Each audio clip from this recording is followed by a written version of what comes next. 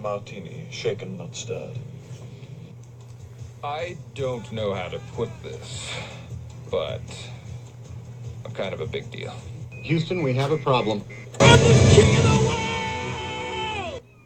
Do or do not. There is no try. Nobody puts baby in a corner. You're gonna need a bigger boat. Keep your friends close, but your enemies closer. I'm your #1 fan. And here we go.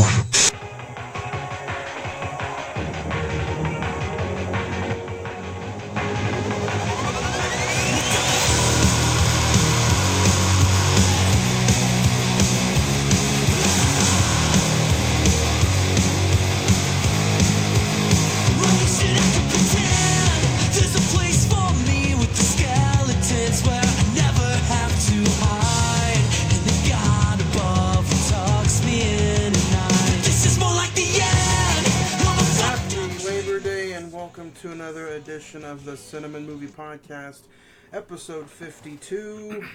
Alongside here with Ed. Hey, how's it going? Haven't seen you in a while. Zach.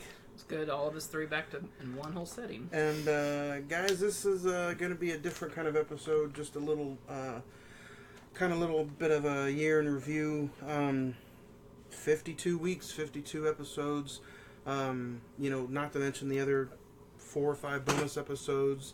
Yep. Or the, man, this is it, and we're gonna sit here and we're just gonna kind of talk about some of the movies that we've done in the past. We're gonna have a little review of Return of the Jedi, which is on the road to Star Wars, Rise of Skywalker.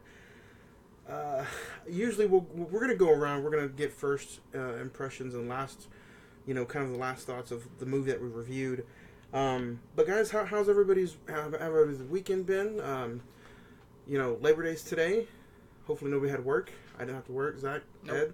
Ed, which is a rarity. But it doesn't feel like Labor Day. I don't know about you guys. It still feels like we're in the dog days of summer. It's my only off day for 2 weeks, so I mean, I'm here. Yeah. But we're gonna have a look back at Good Time last week.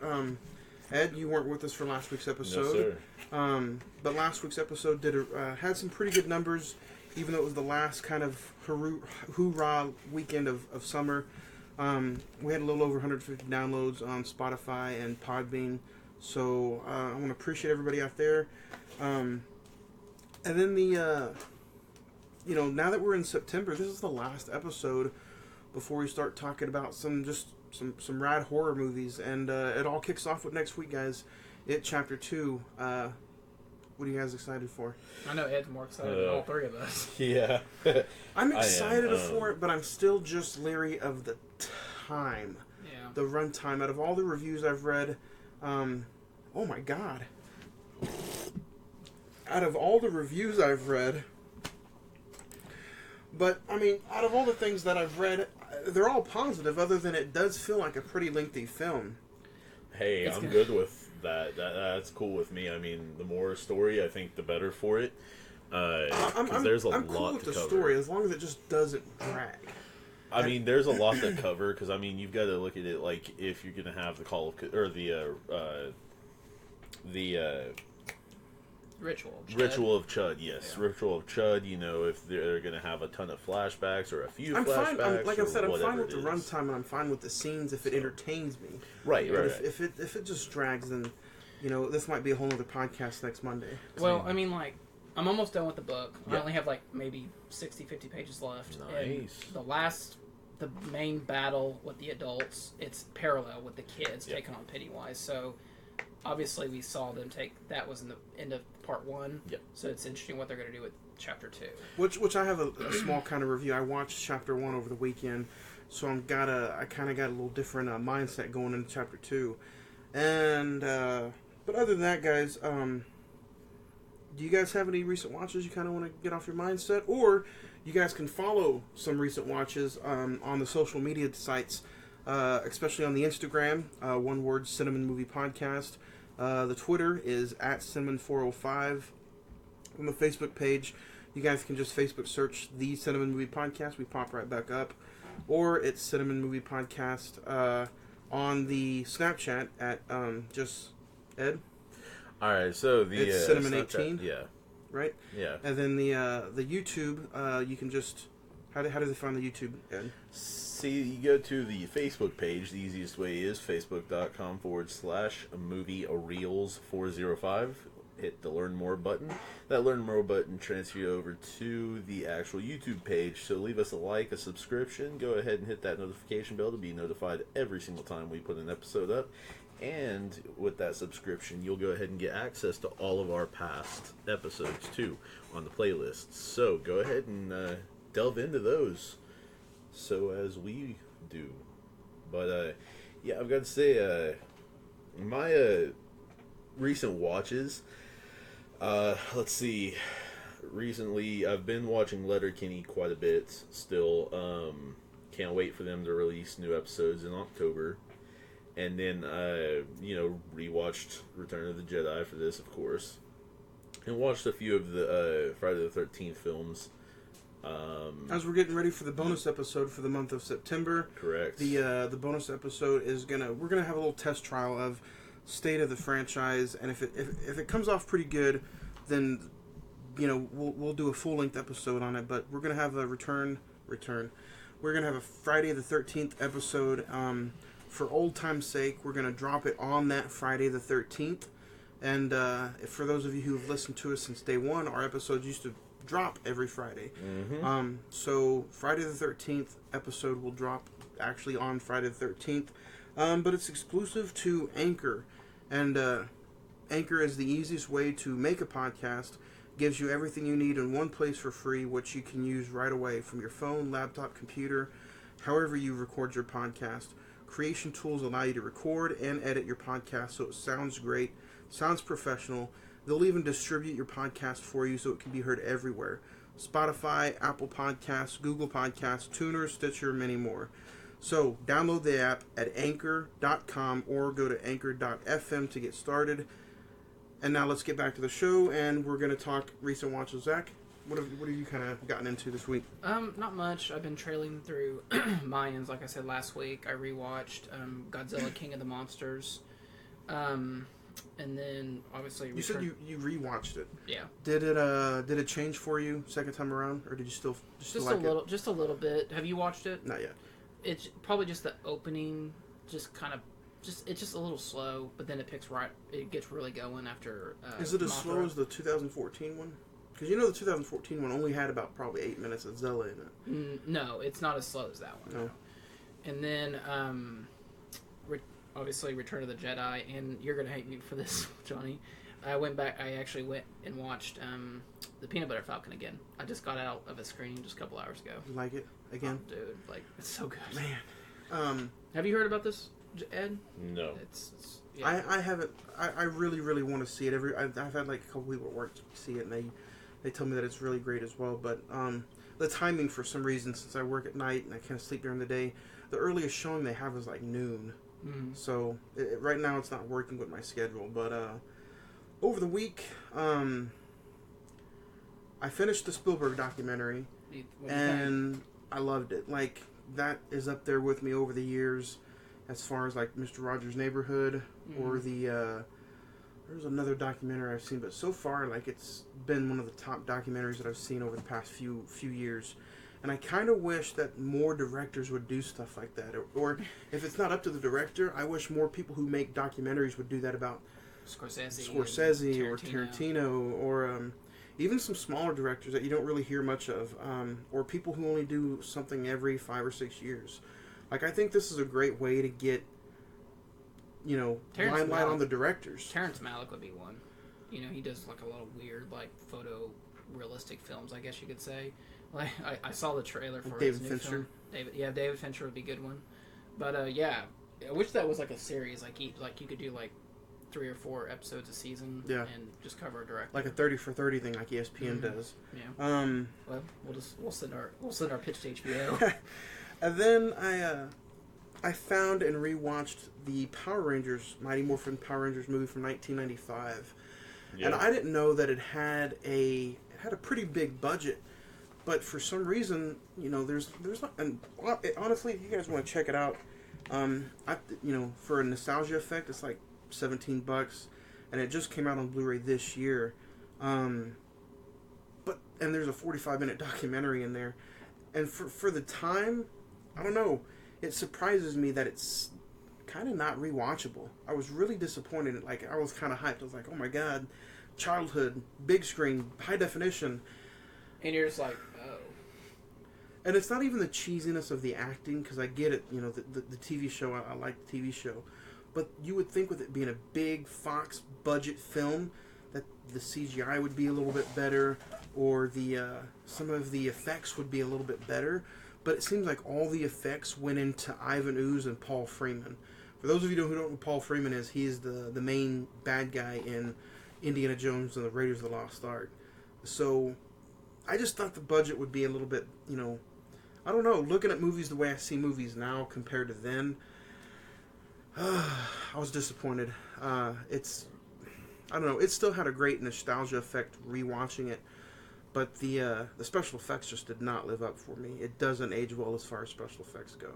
Well, I mean, you got to think about the target audience as well, Kids no, I mean, be... the budget was big. That's what I'm saying. Like, put the money into the special effects. The costumes were still great. And then I've been watching some of the Friday 13th movies, getting ready for the bonus episode with Ed. I'll save that for the episode. And then I watched Return of the Jedi. It's been a long week, so my thoughts on Return of the Jedi have definitely changed over the last time I watched it. Have you guys heard anything going on with this? I don't know really how to explain it, but the actor comedian Kevin Hart got like in a car wreck yesterday morning. Car wreck and has decently critical injuries. Yeah, like I know his voice box was like crushed or something, and he's almost paralyzed probably around that throat area. Which I mean, that's his moneymaker. What was crazy is that he's been an advocate for great health for at least 5 years. That he's been running, doing marathons and different stuff like that. As well as what's odd is that Tracy Morgan had the same thing, not the same exact, but a similarity of a thing happen to him 3 years ago, I think, 2-3 years ago, about 4 or 5 years ago, somewhere around that, yeah. And then we'll go ahead and announce last week we went ahead and had the It Chapter 2 giveaway. So all 3 prizes were given away to different people. I want to say thank you to everybody who follows, likes, and shares us on the Facebook page. We're almost up to 300 people now. But as far as like this podcast goes, I was kind of thinking about what would be the top 5 over the last few days. And I'm like, I think it'd be fun for us to sit back and kind of just talk about the last, 52 movies that we reviewed. And Zach, I was looking back through them, and I'm like, you've been on a majority of these episodes, including like the first one I think we did was Fences. Mm-hmm. That's part of my top 5. So, but we'll get ready to get into that here on the Cine-Men Movie Podcast. All right, so I thought this week we would go ahead and talk our top 5. Really, I mean, I guess you could say we'll go over our top 5 movies or shows that we kind of talked about over the past 52 weeks.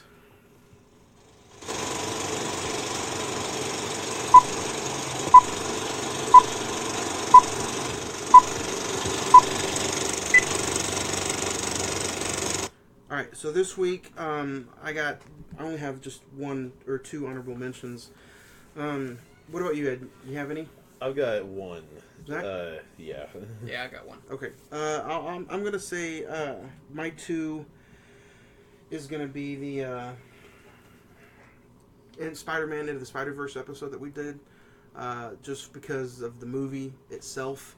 Like, I thought it was a fun conversation, and the movie itself is just, like, probably one of the better movies that I've seen last year. Yeah. Like, I don't think it gets much better as far as, like, screenplay and just all the scenarios tying into one. And one of the better Spider-Man movies. Yeah.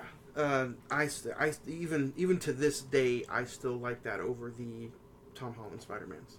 So, a tremendous fucking movie, which I think now that is on Netflix for people to watch. It is. So, highly recommend that one. And then, one of the different kinds of episode, we didn't talk about a movie, but it was the Kings of Cinema episode that we did. It was from December the 8th of 2018 last year. Me and Ed just discussed our top 5 actors and pretty much the movies that they were in that we liked. And it was just like probably about a 90-minute conversation of just our top 5 actors. Zach, what about you?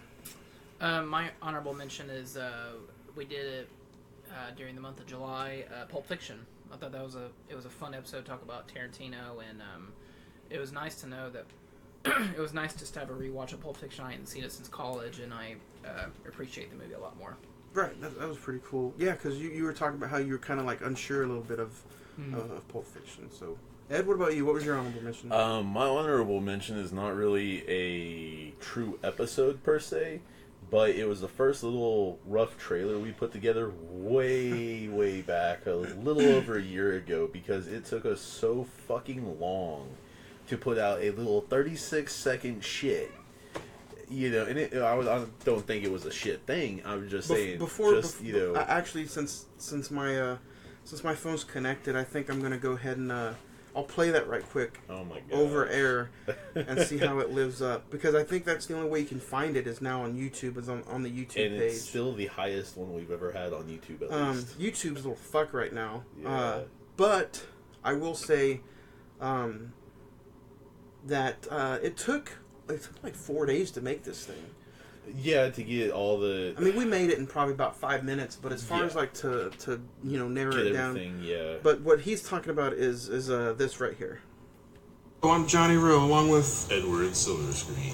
Don't miss our all-new podcast, the Cine-Men Movie Podcast, and it's horror season, ladies and gentlemen. That's right, our first episode will be the one that started it all. Alfred Hitchcock's Psycho. Don't miss it. Tell your friends. We'll be breaking down the movie Fridays at 3 p.m. Just Facebook search us, Movie Reels 405. Give us that like button, subscribe to that YouTube page, and we will break down everything Psycho. Man, that's no kidding. Rough is pretty estimated too. I mean, I wasn't part of the podcast, but it still sounds good. It sounded good for what we had at the time. Oh yeah, and don't get me wrong, we still have most of the same setup and all that, but we didn't know half of what we were fucking doing. I don't think this one was done with this microphone though. We did it over the phone. Yeah, I was about to say I don't think it was. I'm not 100%, but yeah, turns out we did. That's a pretty good honorable mention. I'm glad you thought about that. But I mean, don't get me wrong, that holds a little special place in the heart just because that was the first time we put something out there legitly. Yeah. And we haven't in over a freaking... This is literally a year ago. We still have not changed the damn name at all. That's funny that's your honorable mention, because that leads into my number 5. My number 5 is going to be episode 1 from September 7th, 2018. And that's the Psycho episode. I was so nervous, not only getting ready to record that episode, but I was nervous, if you can believe it or not, watching the movie. Yeah. I was nervous putting scene by scene together, because it was the first time I'm probably going to sit and talk in front of a mic and put it out for people to hear. Yep. Whether it was 2 people or 2,000 people. And then I was like just replaying the episode without even recording the episode in my head while I'm watching the movie. And then I had watched Hitchcock with Anthony Hopkins right before I watched Psycho, and it completely gave me a whole different tune of the movie. But I will never forget being so nervous watching Psycho before in my life. And to be honest with you, I'm excited about this year because I haven't rewatched Psycho since that episode, and I'm going to rewatch it here pretty soon. I'm like, yeah, but the note taking and the reason why I haven't dug into a movie since that episode. I dig into movies now, but I haven't done that since that original episode. It's got a lot easier on how we do the format and how we do kind of different little things here and there. So literally, I remember just being with that and going over that, and I mean, I think we paused that. I think it took like 2+ hours to watch it because we kept either talking about it and missing shit, So we would rewind it, or else I was asking the question, or you were like, hey, you know, or something like that. We were rewinding it and rewinding it and rewinding it to, you know. Did you guys watch it in real time as we were recording? No, not in real time as we were recording. No. Which that has been an idea brought up to us. One day, maybe we should like do a watch along, maybe for a bonus episode or something. Yeah. I've had tons, not tons, but I've probably had maybe close to about 50 emails about watch alongs. I mean, the closest thing we did have to a watch along was the. We'll get to that one. That's on my list. But like, yeah, maybe one day, because I don't know why, but we've had a lot of people to ask us to do a watch along. Okay. But it'll be a long episode. Who's next? Zach, what do you have at number 5? Let me see. Numero 5. My number 5 is actually my very first episode, Fences, which was back in November. I remember how I got to be part of the podcast was I went to the Warren and saw something. Cynthia, me and Ed used to work at the Warren, and you know, I asked like how you were doing, and he's like, oh, you know, he's doing a movie podcast, and I was like, really? Like, yeah. He said, yeah. She said, yeah, you should check it out, and I started listening to a couple of the episodes, and you have no idea, John. I was so nervous to call him on the Facebook. Johnny's like, who the fuck is this guy? No, I was just like, and I just called him. I was like, hey, you know, me and Ed used to work together. We were friends. We haven't spoken to each other in a while. Yeah. But, and then he was just like, yeah, if you want to do an episode, we're doing Fences either. It was either that week or a couple weeks later or something like that. Yeah. And then like I really wasn't part of the opening. It wasn't until we started talking about the movie. Until we were in person. 5. Yeah. I remember that phone call like distinctly. Like if anybody's out there that like is listening to this, and you know you see that number, go ahead and give it a call, because honestly, like that 45-minute conversation was probably one of the more like first off, I haven't talked to somebody that way and like right off the hand without even talking to any, like knowing nothing about you at that minute.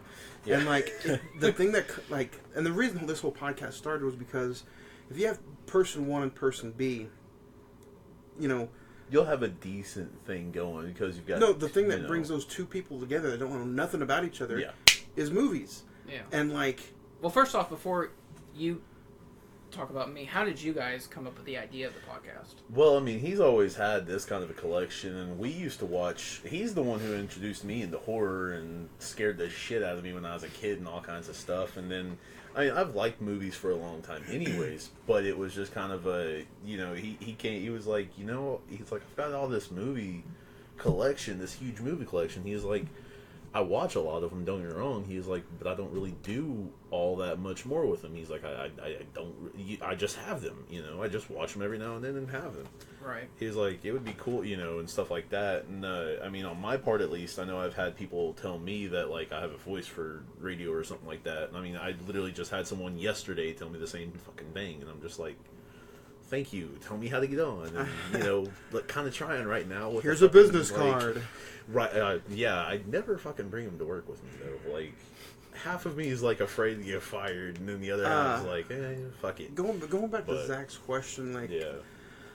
It was probably about a year and a half ago that I'm huge into all kinds of podcasts, and I was just listening. I'm like, and then I brought that idea to Ed. I'm like, what can I do with all these movies? And like I said, even if it's 2 people, 10 people, or 1,000 people or more, I want to do something positive.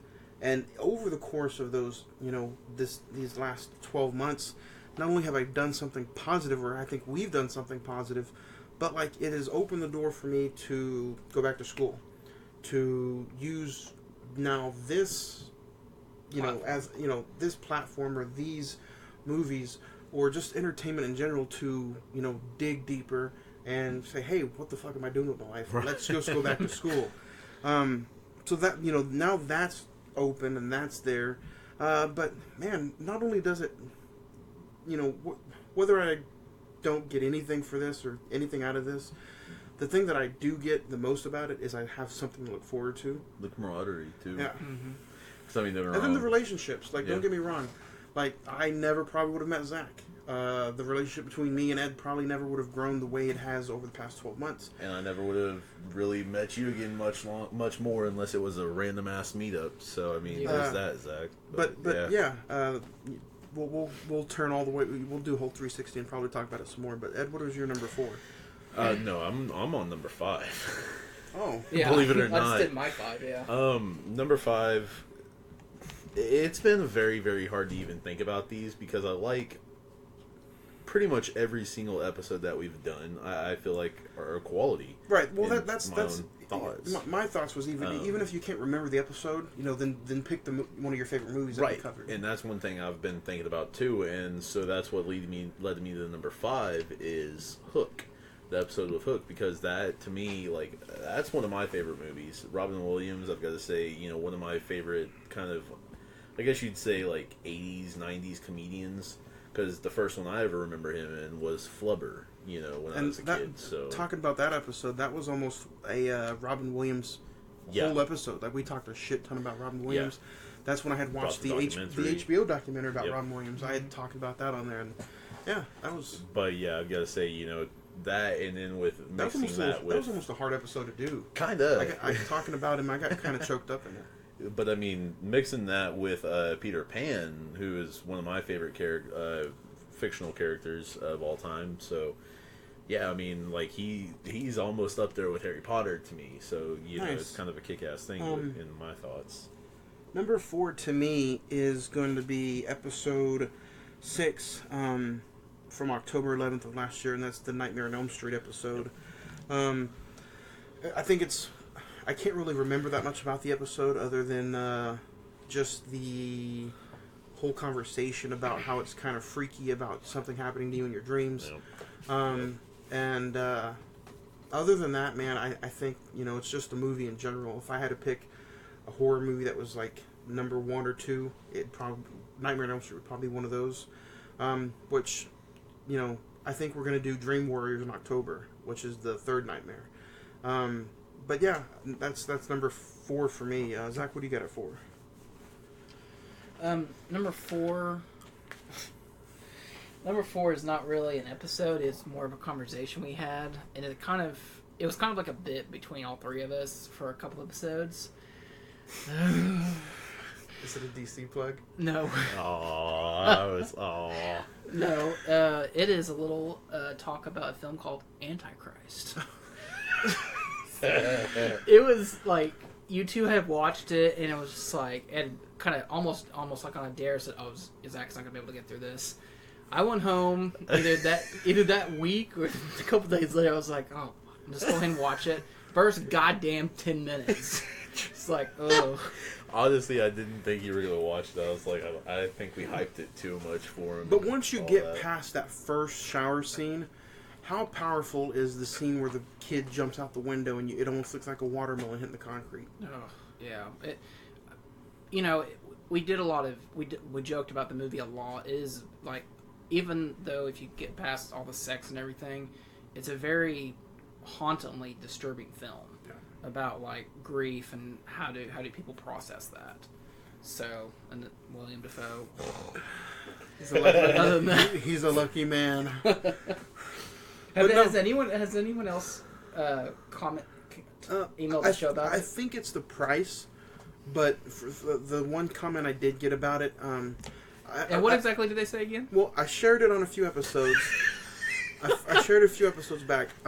One comment on the movie was the price, that you can, it's Criterion, so you can only find about $20, $30. And then the other one was, you sick fuck. So, and that's all it said, was you sick fuck. What's your number 4? Number 4 has already been mentioned. Fences. Not only did we bring on another person that is an old friend and an old colleague, but it was a very deep and very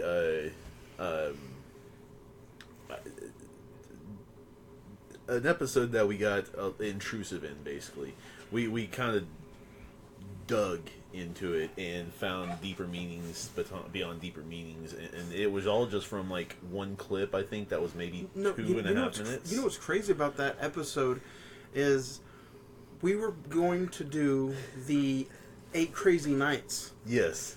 And I still am wanting to do that. We were literally doing 8 Crazy Nights, and then we because I've got a current coworker that has requested that. So we were doing 8 Crazy Nights, and then we did the top 5 actors episode. Yeah. And my number 1 or 2 was Denzel. Yeah. And I was like, hey, check this clip out. And I played that clip on air, and you were like, oh my God, Viola Davis, unbelievable! I want to see that movie. And I was like, fuck it, we're doing it next week. Yeah. And as we were recording, I was like, we were canceling 8 Crazy Nights. Yeah, basically, and I was a little heartbroken. Don't get me wrong, but like that, it was just like, okay, like this is a deep ass movie. I want to see this is a Zach's deep first scene. episode could have been Adam Sandler's 8 Crazy Nights. Yeah, he was like, I'm not calling it on that. That's technical foul now, buddy. And then what? Like a couple months later, we did a whole Adam Sandler episode. Yes. So. Yep. But I mean, yeah, for you know that little scene, that speaks of that scene. If you can't like the movie, you got to at least feel something with that scene. Yeah. Simply because, like in my eyes, that made us change a whole 390 degrees. You could almost change. You could almost compare that scene to the fire scene in 8th grade. True. I mean, yeah. Pretty good dialogue. But yeah. Number 3 for me is going to be the directors of Cinema episode, the watch along of the Oscars that we did. I think that was Zach's last phone episode. Yeah. Because after that was Captain Marvel, I believe. Yeah. And that was episode 24 from February 25th, 2019, live Sunday at the Oscars. Which I plan on doing something like that again this year coming up, but it won't be a watch along. It'll be our own little The thing. Monday after. Yeah. But I mean, to me that was a fun episode. That is our longest episode I think to date at almost 3.5 hours. Yeah. But it was fun. We talked, Oscars. We talked predictions.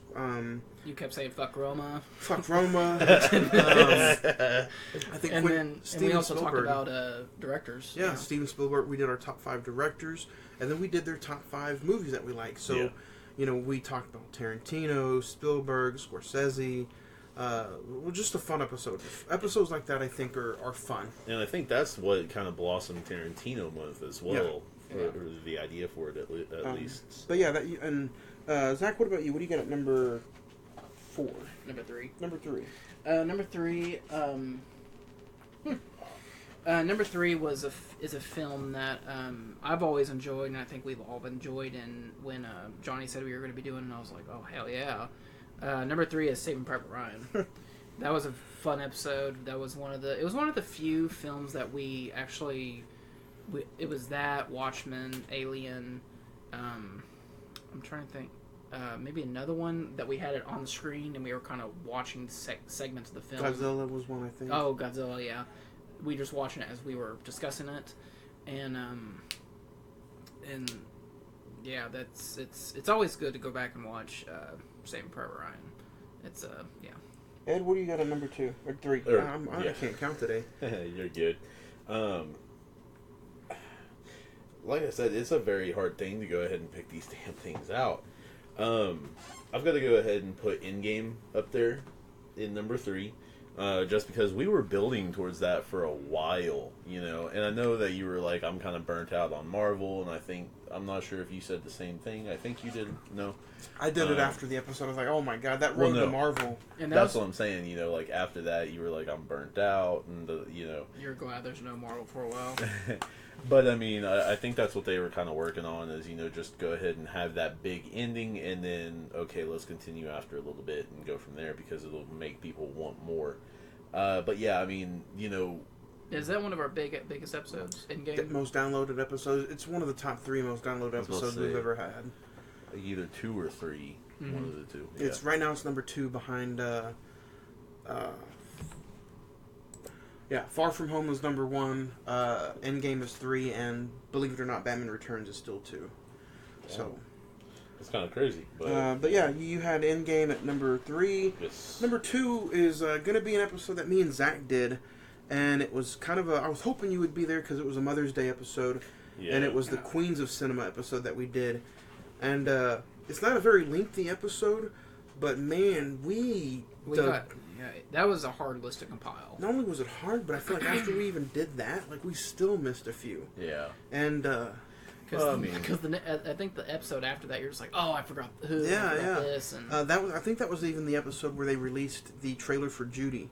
That comes up this month. Yeah, at the end of the month. Yeah, which I'm still kind of excited for. But like I said, the director of cinema episode, the Kings of Cinema, then the Queens of Cinema. Those are episodes that you kind of just sit back and just have fun with a mic. I'm hoping to do something like that soon. But number 2 for me is the Queens of Cinema from. I think that was episode 36 from May 14th of this year. Zach, what do you got at number 2? Number 2 is a more of a recent episode that we did here, probably about this time last month. Jaws. Oh yeah. I know. Ed, you've seen it about a gazillion times. Yeah, I hadn't seen it in a while, and Johnny, you did a rewatch. I was the same thing with you, Zach. For me, it's always good. For me, it's always fun to talk about Spielberg. Obviously, number 3 was Saving Private Ryan. I think that's coming. And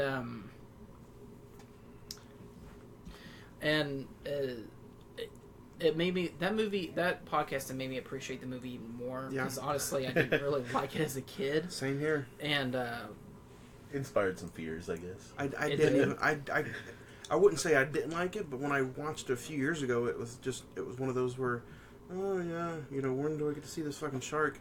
And then when I rewatched it for the episode, just like you, Zach, appreciate it more. Like you understand, I understand why this is considered one of the best films. And I'll cut you off right there. I don't know about you guys, but since I've been doing this podcast, if I watch something and then we out of the blue we're doing an episode on it, you really do that second time around appreciate, or like you watch something completely different since we've been talking about these movies. Well, I mean, that's what we've always said, go into it open-mindedly. Right. There's still crappy movies. Don't get me wrong. There's bad movies out there with like with the Power Rangers. That's a nostalgia for me, but I go into it now thinking about the hard work these people put in. Sometimes they put in 60, 70, 80 hours a week on these movies. So even if they are bad, always appreciate what you're watching in front of you. Because, don't get me wrong, you never know when they're going to rise to whatever position in Hollywood, because Leo didn't start out perfect. You know what I mean? He had something down the line that he was bad at.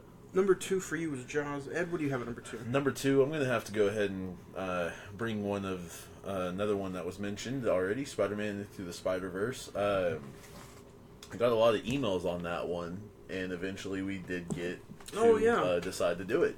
That was another one that we didn't plan on doing. And it was just one that we were like, okay, we've got all this stuff set out already. Do we, which one do we, and it was just it came out on Blu-ray that Tuesday, and I think Wednesday you texted me and say, hey, we're going to, what was it originally, what were we originally going to do? Oh, shit. Man, you know what? I don't even remember. What month was Universe? I think that was March, I believe, because I think we did Captain Marvel. I think that was Adam Sandler. Like he got pushed back. He got pushed back like 2 or 3 times, and Tuesday that movie came out, and I guess people had watched it or Redboxed it, and Wednesday or Thursday, I got like 6-7 emails that said, "Hey, you need to do this movie." So. Because I think we did Captain Marvel, we did Into the Spider-Verse, and I think we were going to do Adam Sandler, but I think we decided to do Us, and then we did Adam Sandler. So, but yeah, I've got to say that just because I would love to see something similar like that. Even if Sony or Marvel or they compiled it, whatever it is. I mean, hell, it's up in the air. There's supposedly a new deal at work, so we'll see how that goes. I don't know yet. But whichever studio does decide, I would love to see that with, maybe Toby and Tom, or Toby, Tom, and Andrew with... I've been saying it for almost 3 months now with Justice Smith as Miles Morales. I think that dude would be perfect as Miles Morales. But that's my number 2. Number 1 for me, Zach mentioned just a little bit ago, and it's Saving Private Ryan. Not only was it the anniversary year, or I think it might have been the anniversary month that we did. I think it was the anniversary of D-Day. Yeah. And then the movie had just been released on 4K this year. I had a whole new light of the movie, and it was one of those, just like you said about Jaws, where you appreciate it a little bit more. And I still think that soon, whether we pick an actor or director, I think we should do a episode on that person, kind of like the Adam Sandler episode, but just a little bit different. Sandler I kind of just did out of spite because he's my favorite comedian, but I think we should really take a serious deep dive, maybe Leo, Spielberg. Well, no, we didn't do it just because of that. It was a fan picked episode, and because it was between you put him in there thinking he wouldn't get anywhere, and he won. Yeah, because we had Sandler, DiCaprio, Tom beat Hanks, and was there somebody else? Johnny Depp. Johnny Depp. Yeah, and I think it came down to Hanks and Sandler, and Sandler won that out. Oh yeah, I forgot. I thought it was going to be a for sure Johnny Depp versus I thought it was going to be a Johnny Depp episode.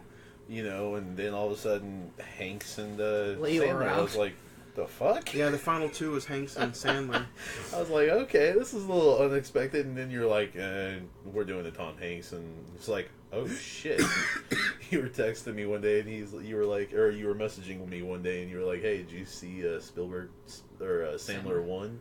I was like, oh really? And I checked. I was like, oh shit. And I mean, it wasn't even by like 1 or 3 votes. It was by like 15. Yeah. So it was like, oh shit. That episode did kind of feel rushed. Like, I had planned for him to get one, and then it never happened. Then, like, 4 days to go, I put the thing together, and then I'm like, oh, it's 2 days later, I have to get ready for an Adam Sandler episode. Yeah. But yeah, I really think we have somebody, we'll pick somebody and have a whole month to get ready for that one person. But that's why number one is going to be the Saving Private Ryan episode, because not only A, is it probably one of the greatest movies of all time, it also introduced us to one of my favorite top fives that we did, and that was our top 5 Oscar snubs. And then the episode was just fun. Like, we talked about the graininess of the 4K transfer, then we talked about war in general, and it was just a fun conversation. So, Zach, what do you got number one? Number one, I knew when I talked to you about this movie, I was just like, I didn't know you loved it as much as I do, and so like I was kind of excited because I was like, oh, that'd be a really cool Halloween episode. But you're just like, no, we're just gonna go ahead and do it. But I'm glad that we did, because it was such a good. It was good, just a fun episode to do. And I think Ed, you really enjoyed the film. My number one is Don't Breathe. Yeah. Oh yeah, Don't Breathe. Yeah, that was pretty good. It's one of my favorite films. Obviously, honestly, and every time I rewatch it, I love it a little bit more. And it was just good. Was that your first watch? Yeah, it was his first for you. Yeah, and it was good to know that we all loved it. Yeah. So yeah, I mean, I've got to say, I thought it was a damn good film. What do you got number one, Ed? number one, it was kind of it's actually a two-way tie for me. I really couldn't pick out of these two. One is because of the movie, the other is because of what it means. The movie. I pretty much already probably know what I'm going to say, but the Fantastic Beasts and where to find them. Yeah, just because I can't wait until we actually, if the Friday the 13th horror series kicks off, I'm wanting in the future, maybe we'll next do June a Harry or something Potter like one, that, because I think that'd be pretty cool. I mean, if Friday the 13th takes off and we can do it just right. Yeah. If the state of the franchise kicks off the way I want it to, I'm hoping for a Harry Potter one in December. Yeah, because usually, for some odd-ass reason, there's a lot. Okay, Harry's birthday is in the end of June, okay? Or the end of July, I'm sorry. And on top of that, school starts in September. Literally, their school, or Hogwarts school, would have just started not long ago. But on top of that, the anniversary of the movies just left us not long ago, not within maybe a week, if that. So I'm kind of like, why the fuck is December a Harry Potter month when it's not a Christmas movie? Yes, it has Christmas in it for like 3 That might seasons. be is it Freeform or it used to be ABC Family Freeform. or Freeform, TNT? like every other weekend, has like a Harry Potter marathon. But Yeah. there's a lot of people. There's a lot of TV stations that play Harry Potter movies in December. I don't know what it is, but I don't either. I mean, I find it cool. I'm good with it. I think like it's it, because of but maybe some of the wardrobe. I don't know. There's a lot of like it's sweaters and scarves. Well, the It's funny weird. thing is, most of the movies, except for Deathly Hallows Part 2, Order of the Phoenix, Prisoner of Azkaban, and I believe that's it. Most of them came out in November, like before okay. Thanksgiving. That might be So- why. But And then what was the other one? the other one is going to be Psycho. Just because that's the first episode, and that's when we kind of lift. I mean, yeah, the trailer did its thing, and we kind of put that out there because we were like, should we promote this? Should we, And we were like, oh, fuck it, promote it a little bit, let people get it out there. But on top of that, that's where it got off its feet, and it was the culmination of a lot of different things because neither me nor you are truly just computer geniuses. Yeah. So I mean, It was an experience. For nor sure. tech genius, but I mean, we went through trial and error to get, what we had. So, and I mean, even a couple of friends talking to them, and they led us on some paths. And I'm sure, and actually, I think we've got one of them coming up here in a few weeks. Yeah. But, so shout out to him. He knows who he is. Simple as that. But, yeah, no, just to see it actually get up on its feet was cool and nice, and since then, I've got to say I have no regrets. I have no, thoughts of Now we this did thing has something turned into bad, like something who got a couple hundred followers on 3 or 4 different platforms. We're giving prizes away. We're doing countdowns. And the next countdown we're doing is Rise of Skywalker, which leads us into today's episode, and it is Return of the Jedi. But before we talk Return of the Jedi, there were 2 things that we probably should have talked about at the beginning of the episode, but just kind of got lost in my mind. First off, The Irishman. They came out and said it's going to be a 3.5-hour film. It's going to be a Martin day-long film. Scorsese's. It'll take me Are a we week. going to do an episode on that? If we do, it'll take me 2 weeks to watch the movie. And then the other thing is the final Joker trailer. Did you guys see Oh this? my god. It looks bonkers. I want to talk I've about that. heard I'm really glad, good reviews, too. I'm glad you Yeah. brought that up. Have you seen? Is it The Comedian with Robert De Niro? I think No, so. I haven't seen it, but I've heard about it. That's it's amazing with what they did with his movie, and to where he looks like he's Well, he looks like in the movie. I'm not cutting you off, Right. but it looks like he's trying to be like a Johnny Carson Right. type which person. is let me find the exact because like the comedian here, he plays, he plays an aging comedian in the movie, and it kind of looks like almost like some of the same scenes from the movie. But I really, really am interested in the Joker and the new trailer. Zach, I think that's going to be the October bonus episode that me and you are going to do, and I can't wait. I think it's going to be everything I've heard. Just coming out of Cannes is just like it's something like you've never seen before in a comic book movie. And Joaquin Phoenix, man, They said he it's rivals Heath Ledger, man. that's what I hear. I hear that it's the best performance in a superhero movie since The Dark Knight. Yeah, And that's that's saying- hard to that's do. saying That's something. hard to do.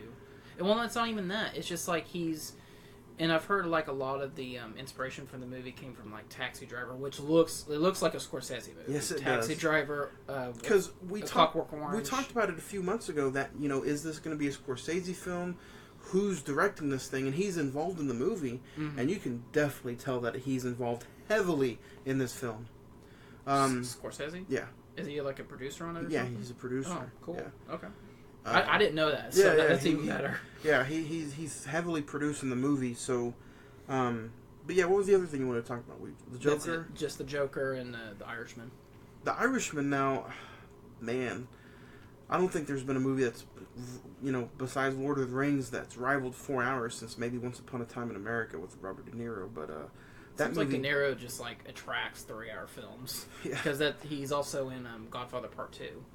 So I'm looking forward to it. They said it is going to have like a limited theatrical run while Is that something you'd go find in theaters, or would you? Are you just be happy with watch it on Netflix? Netflix.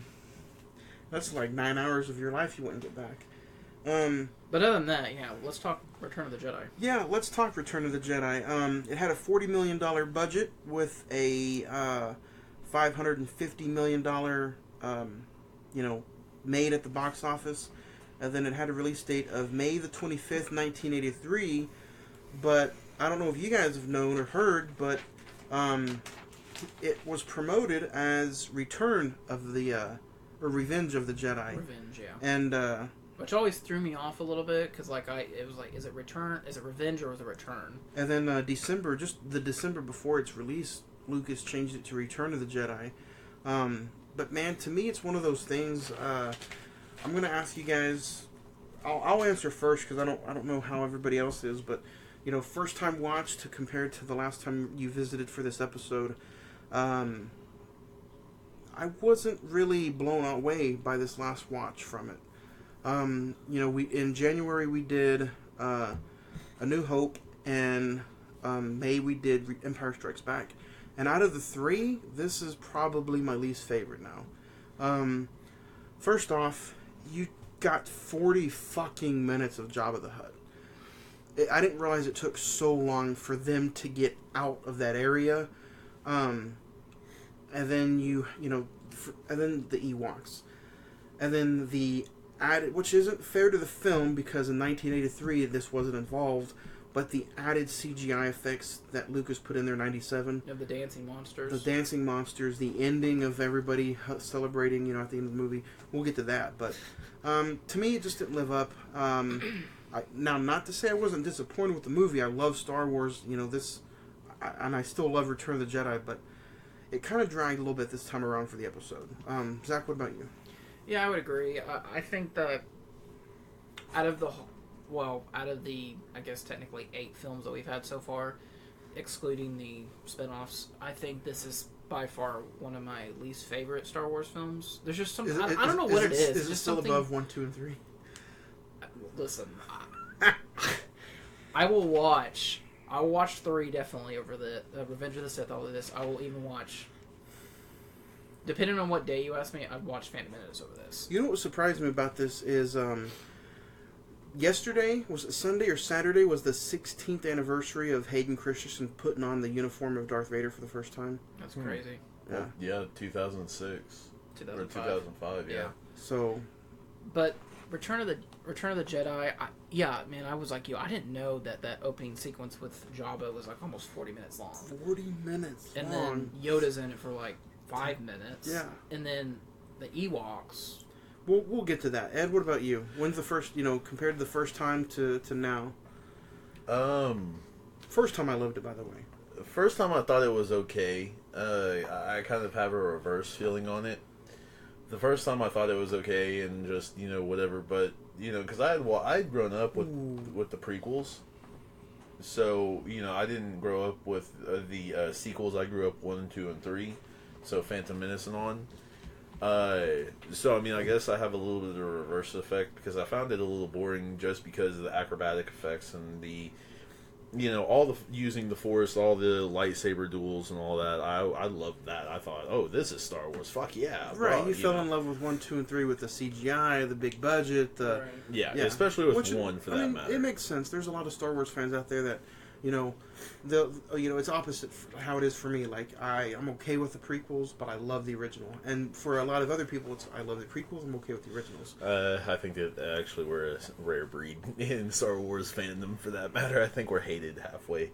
But I mean, But that's what we grew up with. That's the thing. It's like those people that grew up with the original trilogy. Yeah. They're not going to like the prequels. 4, 5, and 6, it was kind of like, okay, these are cool, but, they're way toned down, and I'm like, oh, okay, it makes sense, the technology and all this and all that. Lightsabers were a really fresh idea back then, so it was just like, what the fuck do we use for these things? And come to find, as I've found out, I'm like, okay, da-da-da.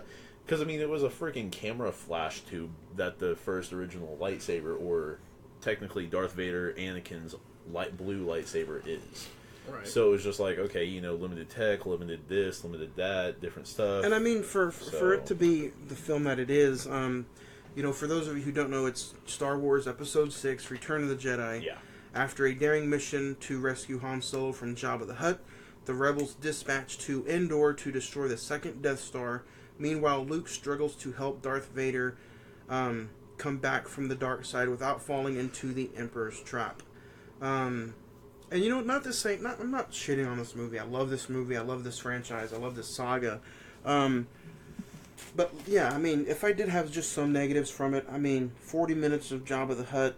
And then, I mean, but this is the first film where you see live action, the live action Emperor. Yeah. I want to ask you guys about that right quick. That very first scene of the Emperor getting off the starship, talking to Vader. You know, it's the first time you've seen.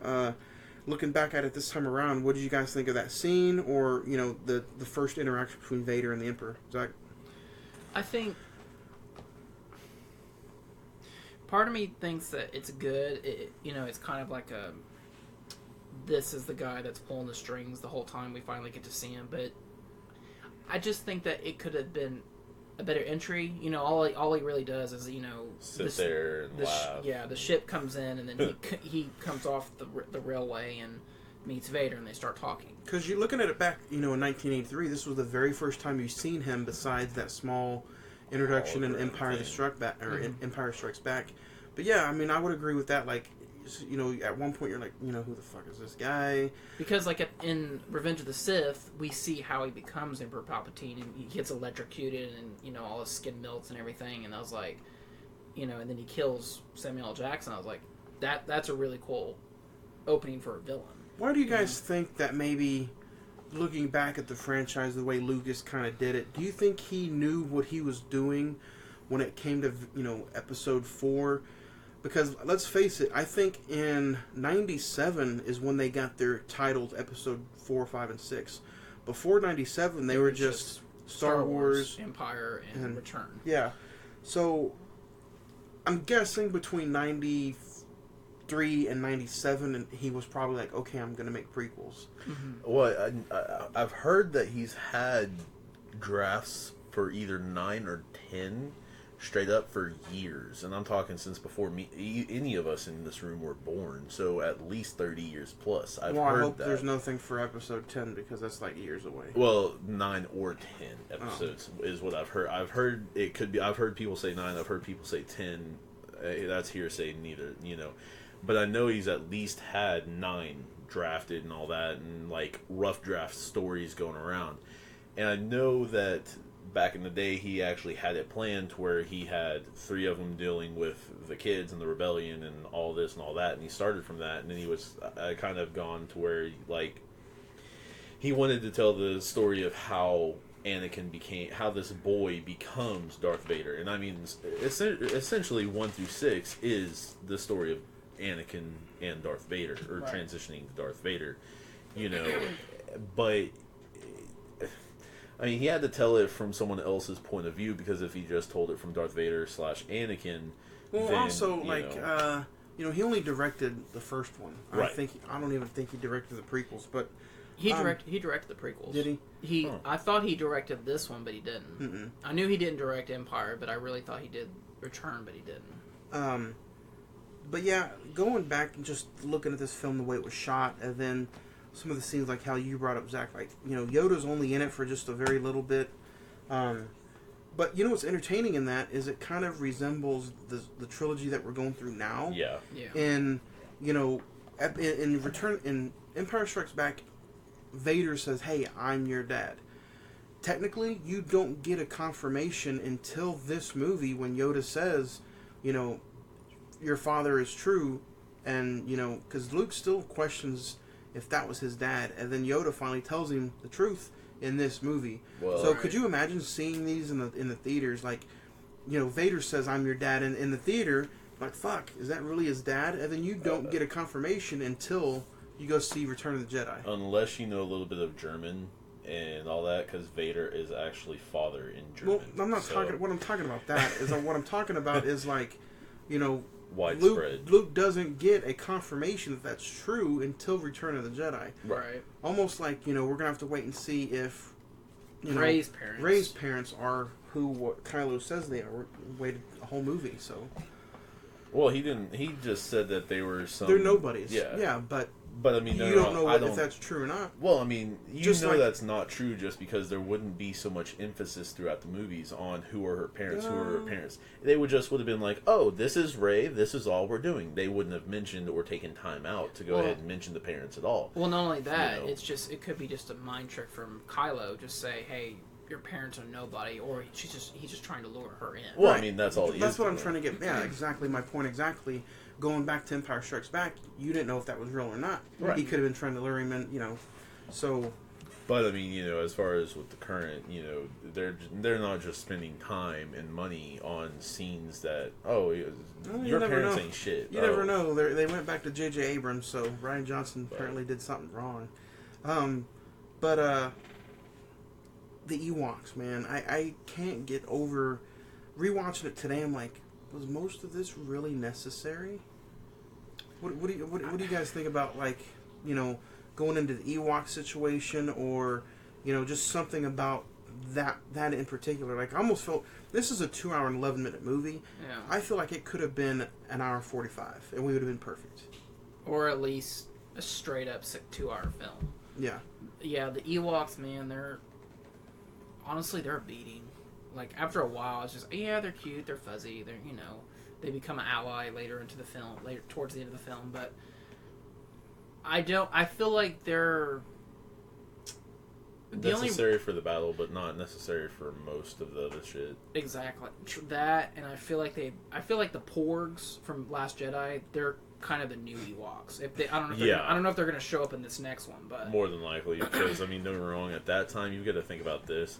The real method was, don't get me wrong, why in the fuck do they have to have different uniforms for indoor compared to... And I get the snow trooper versus the regular trooper. I get that, because that's a function. You know what I mean? And military isn't about, oh, well, this is pretty. Haha. It's about function. Don't get me wrong. Essentially, it's function. Okay, the army is green because they're supposed to hide in fucking... desert or not desert, but What about trees and your shit, thoughts in the toys? the whole Boba. That's another thing. I think what I was about to reach on was Boba Fett. Like, you see him in just a little bit in Empire Strikes Back, and then in this one it's just another small little segment. He goes out like but a at bitch. the end of the day, but I don't understand, like, why hype that character up if you're just gonna kill him off. And there was a rumor for a long time that was going to be one of the next solo films. It's still, like, people are still trying to push that it's going to be. I kind of think, like, if they haven't released much about it now, it's not. I'm sorry, but Solo, Rogue One, I think we've got, a Darth Vader story that's supposed to be coming now. There is a Darth Vader story. It's called Episode 1, 2, 3. Well, that's what I'm But saying. I don't think they're going to make any more anthology films. No. I haven't heard any more about it. Now, Ewan McGregor is signed up to do Obi-Wan, which is going to be on Disney+. It's a miniseries. Yeah. I don't know if you guys know, by the way, but the poster for... Rise of Skywalker? No. A quick pause on... since Disney Plus just came up, I'm going to bring up the poster was released today for The Falcon and the Winter Soldier, and it looks terrible. Yeah. I'm not excited about it at all. But going back to the Ewan McGregor thing, I really would have seen a fully linked feature film on Obi-Wan, but it looks like it's going to be... That's not the case. It's going to be a miniseries like The Mandalorian on Disney Plus. Give it to Jon Favreau, I say. But I agree. But I mean, like, I think everyone in this room is excited that Ewan McGregor's coming back as Obi-Wan, because damn near almost 20 years later, people have still been asking about it. Like, 1 was good, 2 was good, 3, I think he took it up. I think he was the biggest, one of the best parts. Yeah, don't get me wrong, because the attitude shown from Obi-Wan, different from, he's a well-mannered, manicured Padawan, that's trying to all this, to number 2, where now, after 10 years, you lost your master. Not to mention, he put his neck out on the line for Anakin. Yeah. Well... But then he goes to a fucking then he goes to a badass, especially in that scene with Grievous, where he just that stance where he goes with the 2 fingers with the lightsaber back. I was just like, oh shit, he's here for business. Well, not only that, Like, it's damn. He also takes a an emotional long walk off a short plank.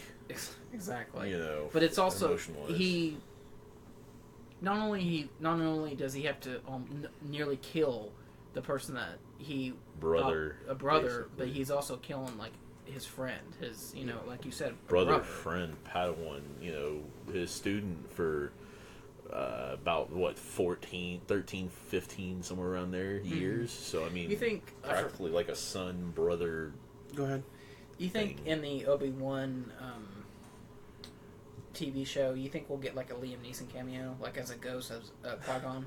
That'd be nice because that's another thing. Upon that, yeah. That's another thing I'm kind of like irritated about this Return of the Jedi film is you know, we'll talk about the end scene just a little bit. How when you have the Yoda spirit ghost and then the Obi-Wan spirit ghost, you have Hayden Christensen. Yeah. And his spirit ghost instead of the original even though, older actor. Did you see the credits? It's the original guy who played Anakin back then. The main reason and the only explanation I can think to give for that there's no explanation. There is George Lucas wanted to. Okay, but let me go in and let is me this at you least just think, no is this you? No. Or are you gonna drop some unexplained movie knowledge on us? Basically, look at it like this, okay? In the original films, basically that was the actor that played Darth Vader, you know, facial wise when they unmasked him, right? Right. Okay. So if that's the case, with Hayden Christensen now being Anakin, okay, that Force Ghost is basically the last time Anakin was alive in, you know, that he was a good guy. So that's why it went all that way back. Okay, that's how the story goes. Is that's the reason why you see Hayden Christensen, because that was the last time it was Anakin, and I know that's still like a whole, you know what I mean? Where did you get this from? Did ladies, you make this ladies, up? ladies and gentlemen, Johnny's still not buying this. Because okay, the only if reason you're hold evil, on you a second. can't The only be a reason Force Ghost. no, right? No. Well, no, that's the whole thing. Because The don't only get me wrong, you reason- don't see fucking Darth Sidious as a Force Ghost, but apparently that's because he wasn't fucking dead. Exactly. The reason I say, I don't know. Well, the reason I say that that's poppycock is because in the original movie, that wasn't the case. You had the actor play the Force Ghost, which is the way it should have been, because he takes off the helmet from his dying father, and the guy sees into his son with his own eyes, and all is forgiven, and he's almost been reborn again, and said, you know, he gives his thanks, and, you know, they have a small moment, and that moment was special between that actor, Mark Hamill, and that actor who played Darth Vader. Those two characters had a moment. At the end of the movie, you should see the dad the way his dad is. And don't get me wrong, I do agree with you. So I do agree with you. Then, like, I can get with, I can be okay with the fucking, even though like what you pointed out when we were watching the end of it and all that, you know, with the celebration across the different planets and all that, I can kind of get with that. I think I'm gonna have a LeBron James moment. If there's anybody out there, Disney, if you release those original non-CGI fucking movies, They're never gonna do that. If you release that, I making a statement here on this podcast now. I will take this $89 box set and I will burn the shit out of it, because the extra CGI stuff added into these movies, to me. So you didn't appreciate Jar Jar at the very end? I did not. You I fucker! I pointed that out to him at the end. I was like, Sith will kill you. I didn't notice that till this rewatch. And then I saw, I was like, there's a bunch of Jar damn, Jars you see down there in the corner. Is that Jar Jar in the corner right there? Yeah. Jar Jar Binks is in Return of the Jedi, and it makes me want to vomit. But, okay, I can get with that, though. But I do have a problem with the Hayden Christensen being put in that. I do think, like you just said, it should have been that actor and actor. You know what I mean? I do agree with that. You know, so I'm not, like, bashing you. But that's the explanation I'm giving, is that was the last time he was, quote-unquote, a good guy, or the light I get part that. of that. I get that too. And that's because but that sounds like George Lucas trying to sell somebody on adding CGI to a movie. It is, and I mean, don't get me wrong. That's another extra mountain. Could you imagine if Spielberg redid Jurassic Park and put a CGI Tyrannosaurus Rex when there was an animatronic fucking head? I mean, they're kind of fucking. No. It'd be like It would be like And Rexy better still be a fucking live. That's all I know. it would basically be like Cocksucker. going back and redoing Jaws and putting a CGI shark in there. There you go. Well, then you find out that there's actually, small cages with a regular fucking sized shark on the outside of it that actually broke into it and shit. So I almost want to point out, what about some acting chops of, to me in this movie, it might surprise a lot of people, but the actor that I just fucking appreciated most in this movie was Harrison Ford. Yeah. Like, out of everybody in this movie, like, Mark Hamill sometimes had some issues where, like, I kind of didn't believe him. And then, Carrie Fisher was good at some points, but I also kind of didn't believe her. But if I had to give an acting award for somebody who just knocked it out of the park, my favorite character probably would be Harrison Ford. I've got one thing, though, on that. On what? On Harrison Ford, Han Solo in this movie. He got cryogenically frozen, right? So the last time he seen Lando, they were on bad terms because Lando just turned him over to Darth Vader. You know what I mean? Right.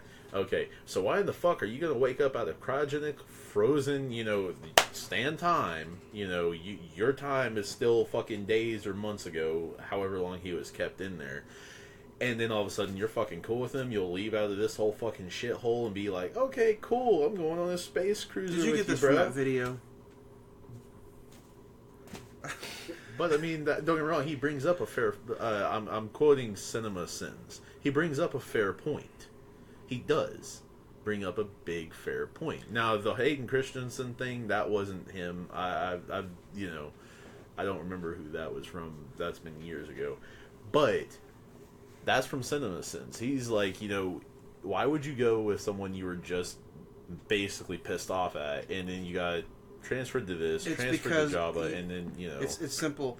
If I woke up and my life was on the line and had been, So you frozen, trust the motherfucker that just I would traded go. you? Listen, I would go with the devil I know and instead of the devil I don't know. Yeah, but don't get me Simple wrong. as He's that. going to lead It's- you directly to it's- Darth it's Vader pretty- again. It's pretty simple. I mean, the worst case scenario, you got frozen, you're in Jabba. Hey, I'd go with Lando if I know Jabba's about to get blown to smithereens. Plus, there's another big difference. And the difference is, Luke Skywalker is there to fucking save you. Yeah, At but the end not of the halfway day. across the galaxy At the when end- he's dealing with Darth Vader and Darth Sidious. What are you talking about? Are you talking? Oh, I thought you were talking about because you just mentioned the scene. Well, I'm just saying, like, he's With about to go Jabba. deal with them two, you know what I mean? So if Lando decides, once I got him on his own, I'm going to fucking debilitate Chewie somehow and then fuck over Han again, and then I'm cool. That's thinking about a movie when, you probably don't have nothing else better to do. So, I mean, those first 40 minutes of Han Solo and, Lando, like, I'd still rather go with Lando than hang out and chill with fucking Jabba. And at least I know Luke is there to fucking rescue me. If shit goes south, Luke is there. Compared to when, on Sky City, Luke was nowhere to be found. There's a big Return of the Jedi. That's what she said. And then the droids in this one, I guess, provides a little bit of a comic relief. It's always good to... Robot torture. Yeah. It's always good to see 3PO and R2-D2 just kind of hang out and chill. But that's what makes me with the Ewoks, man. I just feel like, again, I'm sure it provided a lot of jobs to a lot of, smaller actors. But what is there, other than helping with the final battle, what is the, like you said, like maybe it was in my notes I have the Poise. golden C3PO as the Golden King. I thought that was awful. Yeah, but That this was so movie, stupid. you know, though, thinking back at it now, and I'm sure it was just something, that Lucas just probably put it in there because it's fun. But there is a lot of religious points in this movie, with the 3PO thing, and then just a lot of godlike characters in this. Yeah, this whole thing. Speaking of notes, though, what else do you have for us? I mean, 3PO is a god. Would that make R2-D2 like Jesus? Or the reverse.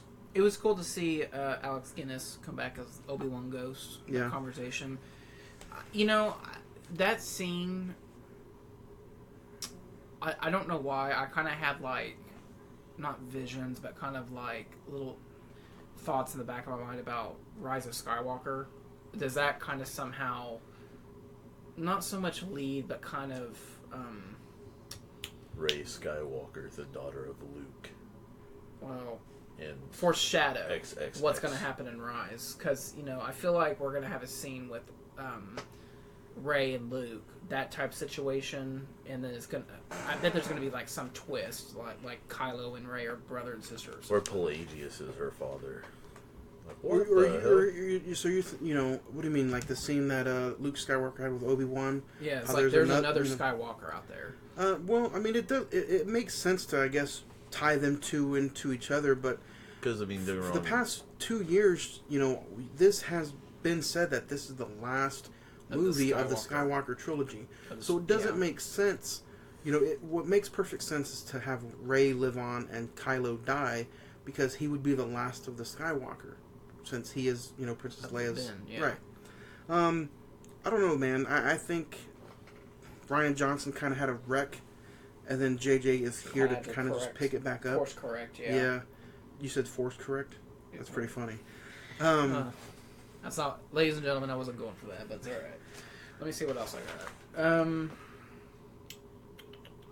Yeah, although Luke, there's a lot of Luke talking with either Leia about being brother and sister. There's Luke and Vader talking, Luke and Emperor discuss, you know. I did like the scene where Luke turned himself in, and Vader had they had that little conversation about father and son. Yeah. Yeah.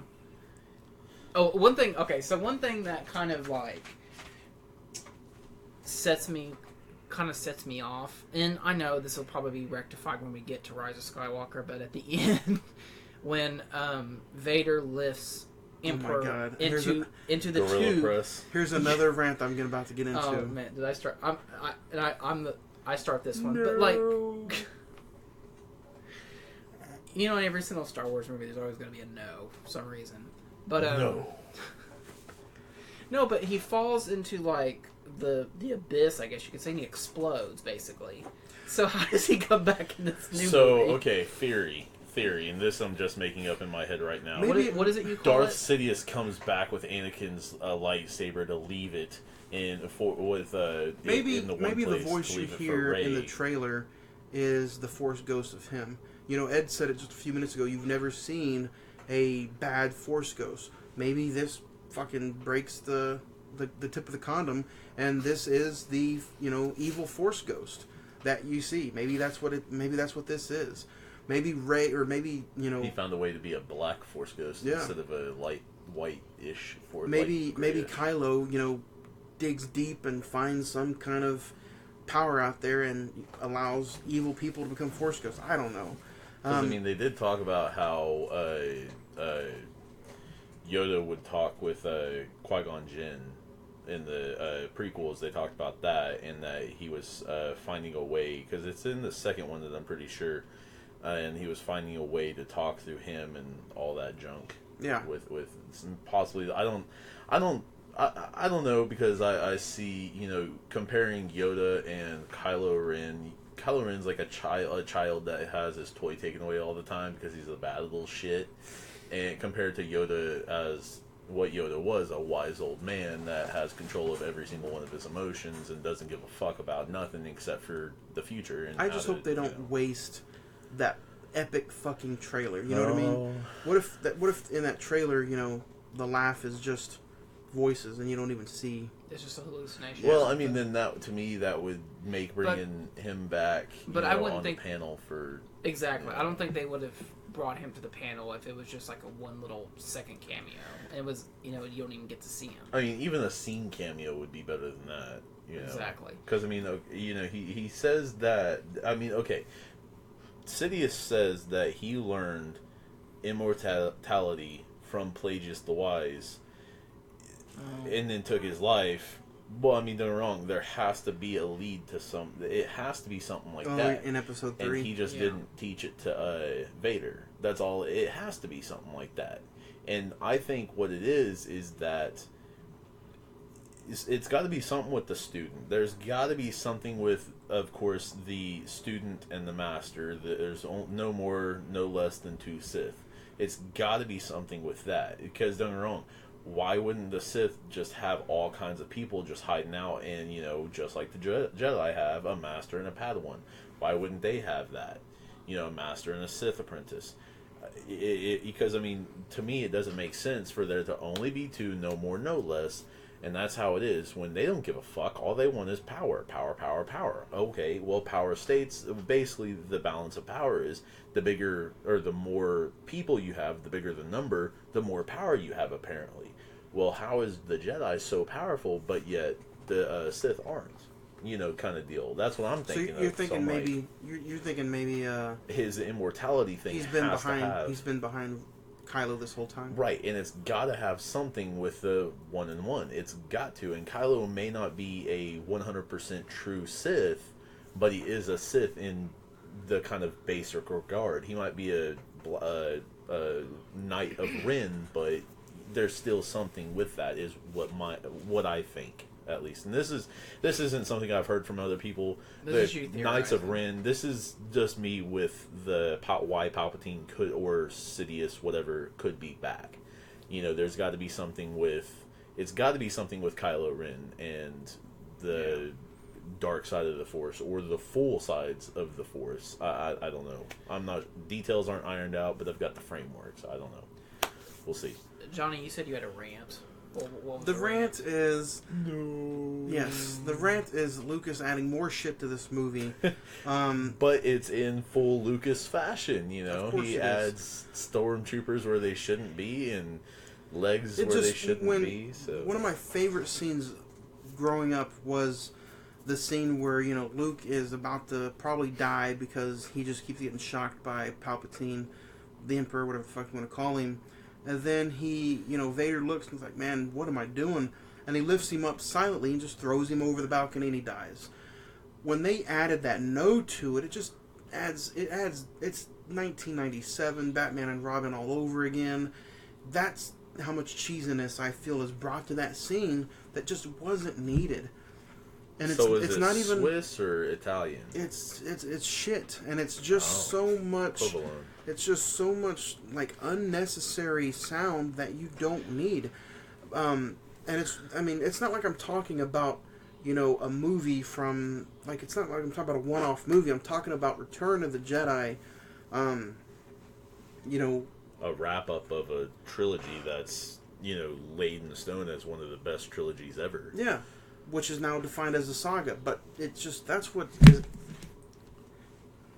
irritating to me about it is it's just cheesiness that wasn't needed to be added. I don't see it. I don't need it. So you don't like extra cheese on your pizza? No. As much as people like to hate on the specialized editions of the original trilogy, I think we have to remember that, look, this is, well, at the time, this was Lucas's baby, and he was just trying to make it as perfect as he possibly could, just because, the technology wasn't there when they first made the film, and this was his chance to say, hey, I can go back and make it the way that I want it. And basically, well, not only that, but I think toys. Because, don't get me wrong, I'm not sure if you remember the communicator that they had that you could place the little chip on and it would say different things or one thing from that character that was on that chip. Right. I used to have that thing. And that's just another way to sell toys. Oh, hey, listen to this little quip from the friggin' movie. This is cool. Haha. Kind of deal. Which, was... and I know he was getting ready for the re-releases in 1997 and, getting ready to push for... Because I think in 97 or 98, the promotional photo for Episode 1 came out. So I get that. I get all, Disney does it now. It's all about making more money. Spider-Man, the director's cut or the extra cut footage came out just a few weeks ago. So I get it. It's all about making more money. But, I just wish I had an option not to watch it. Or an option to either new or the... Yeah. Because, don't get me wrong, there are some DVDs out there that have... Oh... Look, here's the original version. Oh, look, the theatrical version, the extended version, director's They're cut. only on... I think they're only on VHS. I don't think it ever came out on DVD.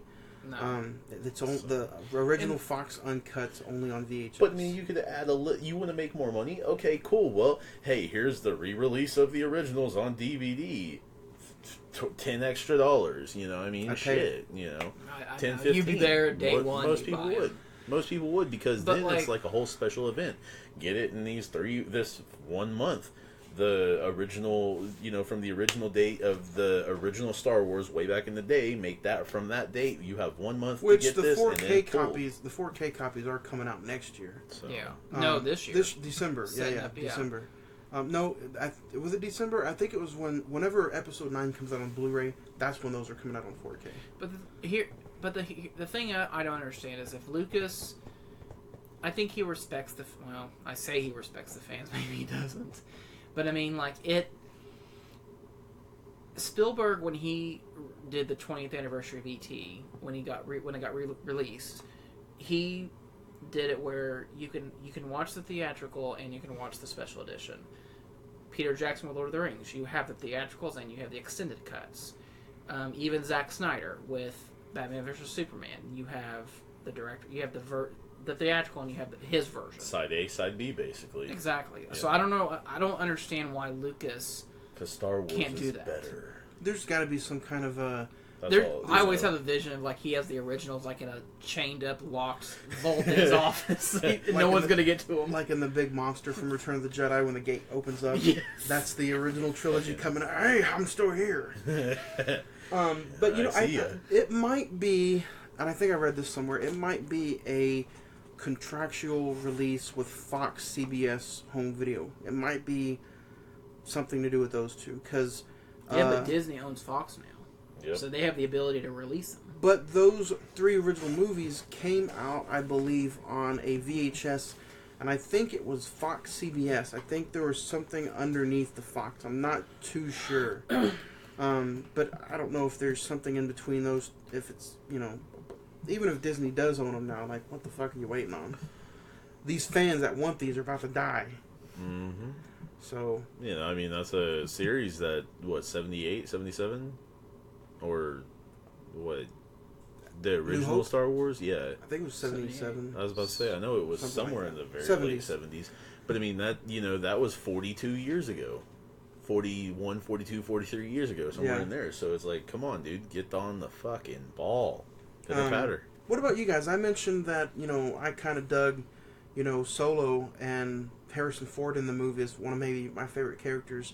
And we've kind of been talking about that the last 2 or 3 weeks. You know, we'll talk about whether it be, you know, Robert Pattinson making Good Time what it is, or Elsie Fisher making 8th Grade what it is. Who about this in this movie, Zach, would you say that, you know, that actor, that scene, or that character, not scene, but that actor or character makes the movie for you? Or if you had to pick a favorite actor in it. You know, honestly, like, no one really stood out to me, because I feel like everyone was kind of just... They didn't get much camera time. That, and just everyone was kind of just copying what they were doing in the prior in Empire. But if I had to choose someone, probably Billy D. Williams as Lando. I thought he did get a little bit more screen time this time around. And obviously he's... And it was fresh. Yeah. And it's cool to see him that he's going to be in the new one. Yeah. But, you know. What about you, Ed? Boba Fett. I mean, just kidding. I mean, honestly, like, growing up, my favorite was always Mark Hamill. I'm sorry about that. Mark Hamill. God damn. Is that serious? I'm sorry. Serious. It better be that serious. I didn't mean to. Mark Hamill. Growing up, you know, I always thought Luke was really cool once I got into it and all that.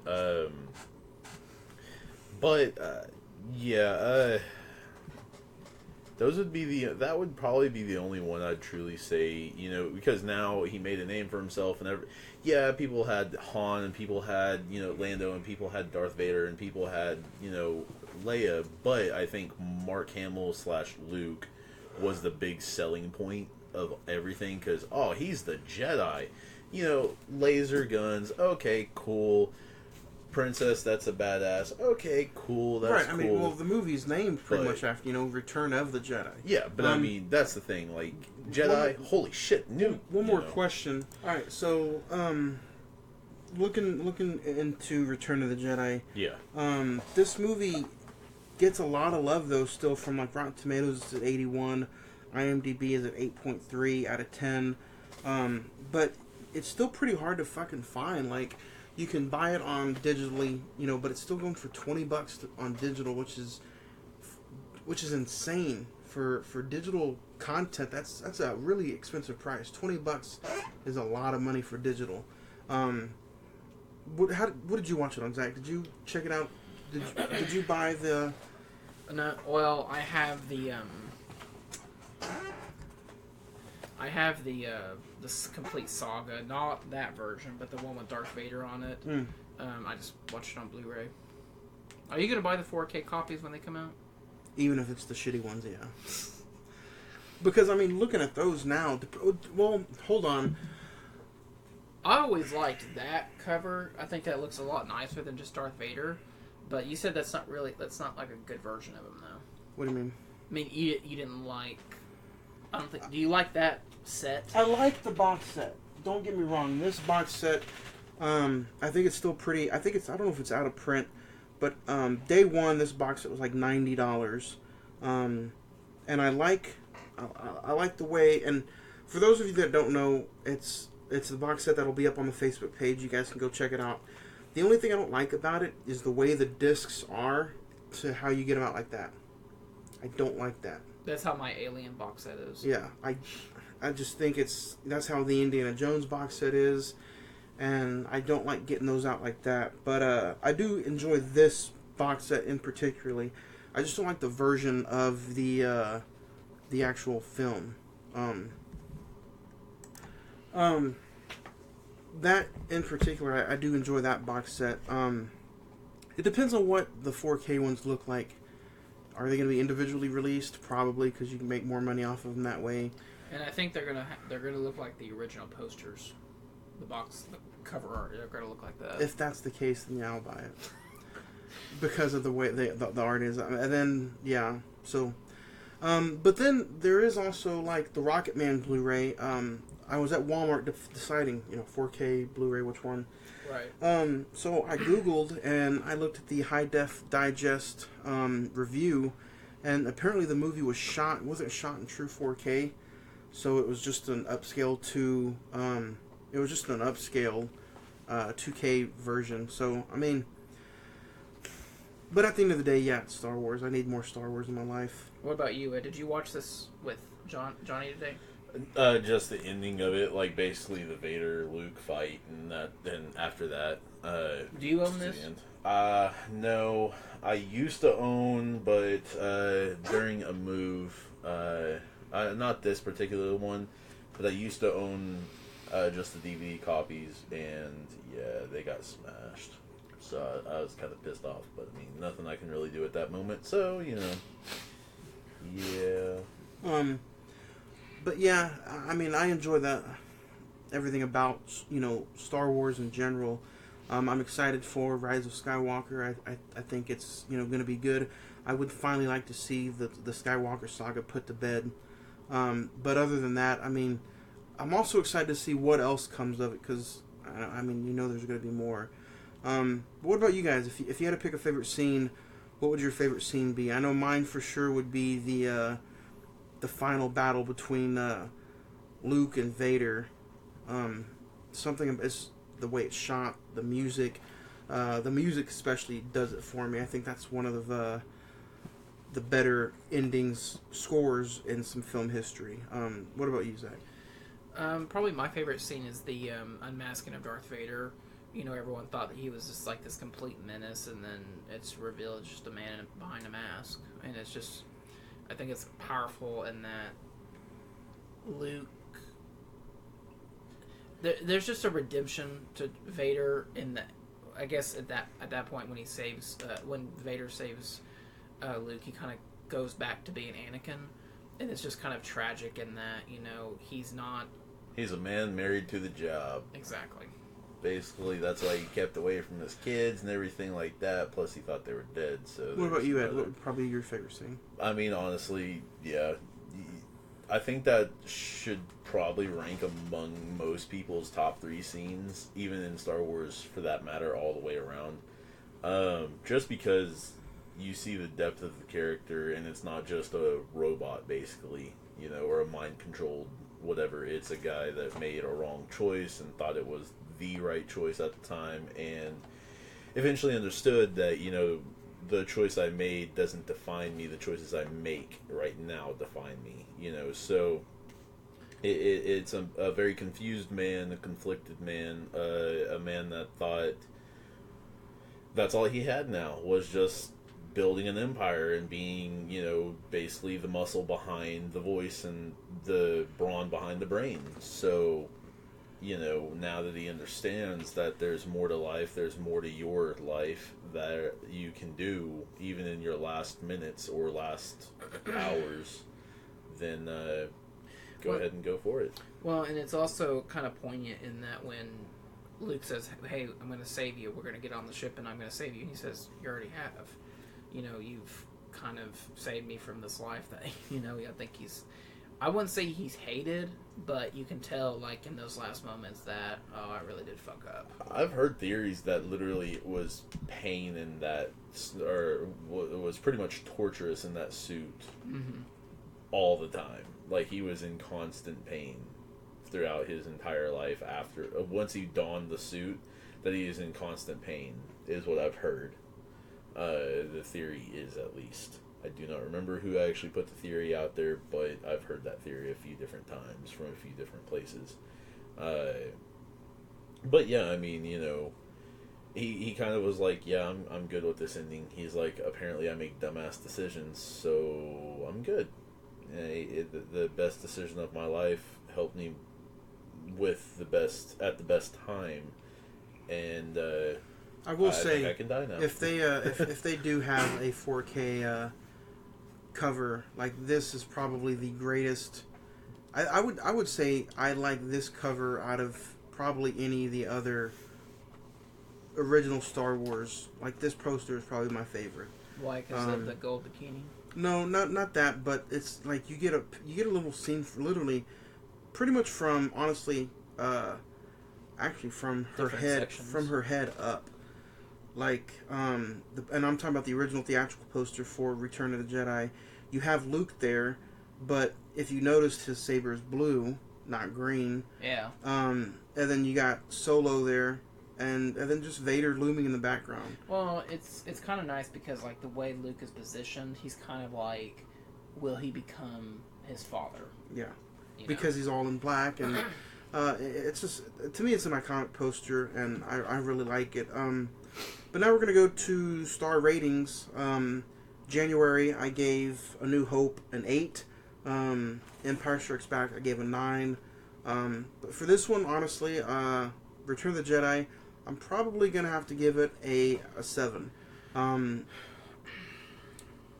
I enjoy it. It is what it is.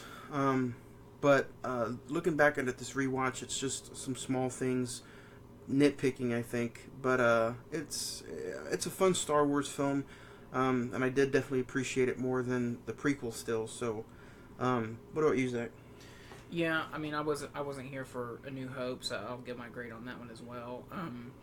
I'd probably do a 9 for New Hope, 8 for Empire, and then for this one, a 7, like you, Johnny. So I don't hate, out of all the Star Wars films, like I said, this is not my favorite, but I don't hate it as badly as I hate Attack of the Clones. Yeah. It's just kind of there. It's not one that, like, if I was going to put a Star Wars film on, that's the one I'm going to pick. So, what about you, Ed? I've got to say, I think 8.5. Just because, you know, the culmination of 3 movies that are some of the most iconic, for that matter, in cinematography history. You know, You mean like the way it was shot, the cinematography? Well, Or not what just scene are you talking cinematography, but I mean just, you know, any movie that's happened, these are 3 of the ones that are the most iconic, most famous, most... Oh, you're talking about just in cinema history. Yeah, basically. And I mean, don't get me wrong, cinematography, I didn't... Well, that's also because, don't get me wrong, this helped pave the way to what we have now. Without this trying and doing different things and kind of making leaps and bounds in small ways, the stuff we have now, in game and all that shit, wouldn't have been possible. 90%, CGI movie wouldn't have been possible without something that, like this, helped forge a way in the beginning, for that matter. But, Right. yeah, I've got to say 8.5. I think all of us can agree that we like the film. It's just I think you like it more than us, but I think it's not. I think there are better Star Wars films that we're going to get to. So looking back at this past year, these past 53 episodes now, getting ready to be, man, it has been it's been a pretty fun ride. It's changed aspects of movie watching for me, or movie going experiences for me. I definitely look at things different now. Out of the next 4 weeks, Zach, what are you most looking forward for you to watch and covering and talking about? I'm excited to obviously hit Chapter 2 next week. Hereditary will be a good episode. The Exorcist will be an interesting rewatch, and then obviously Silence of the Lambs. That'll be fun. There'll be some good episodes. Ed, if there's something that you could talk about that you want to possibly maybe dig into, or the next, who knows, year 1 has been a long, hellacious, fun ride. But if there's anything different that you can think of for year 2 coming up, which, I mean, season 1, if we had seasons, this is it. This is the last movie we're talking about before we go into season 2. What would you choose? What would you pick? I would have to say, I mean, don't get me wrong, I want to go ahead and do one of the Harry, or if all of them, for that matter. I would go ahead and say I think it would be a good idea to cover, like we did the National Lampoon's Vacation last year. I think that would be a good idea this year to do, like, maybe 8 Crazy Nights, the Santa Claus, the Tim Allen one. I think that would be a good one. Cover a couple of movies like that. Personally, I think would be good. We're going to do, I think, is this going to be a bonus episode, or are we all going to do... Joker? Well, we're going to do Joker, I guess, as a bonus episode. The Wizard of Oz in November. Wizard of Oz is a full-length episode that we're going to cover. It'll be that Monday before Thanksgiving that we're going to have a full episode on the Wizard of Oz. November's bonus episode is going to be me and you, Ed. We're going to talk trains, planes, and automobiles. That's going to be the bonus episode for the month of November. And then I just kind of, in the middle of this episode, I kind of thought for the month of October somewhere, because there's going to be a one episode in October is going to be a fan poll episode, and I think that's going to get added to the poll.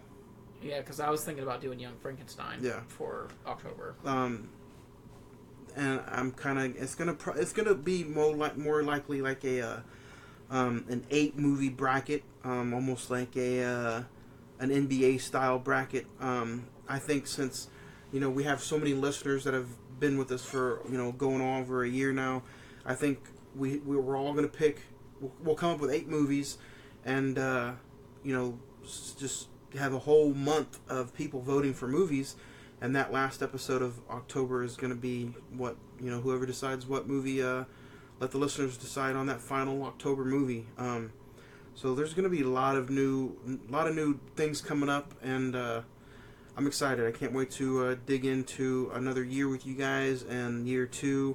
Again, like I said, whether it be 10 people or 10,000 people, this is pretty fun. Even though sometimes it sounds like we are completely being jackasses, or we laugh at what one another is doing, or sometimes we're just sometimes it's like earlier in the episode it sounds like we were having a full-fledged, army battle about a scene. Yeah. No. At the end of the day, we're just having fun, and we're talking about movies that we like. Critiquing in its best. Yeah. At the end of the day, we all still go home happy, and even if it's a bad movie like Sleepwalkers, that was probably, if I had to pick one bad episode, that was probably the worst episode we've ever done. Okay. Concur. Can confirm. So, but yeah, I think it'll be fun. Fun ride. Zach, what about, is there any other kind of movies out there that you possibly want to later on dig into?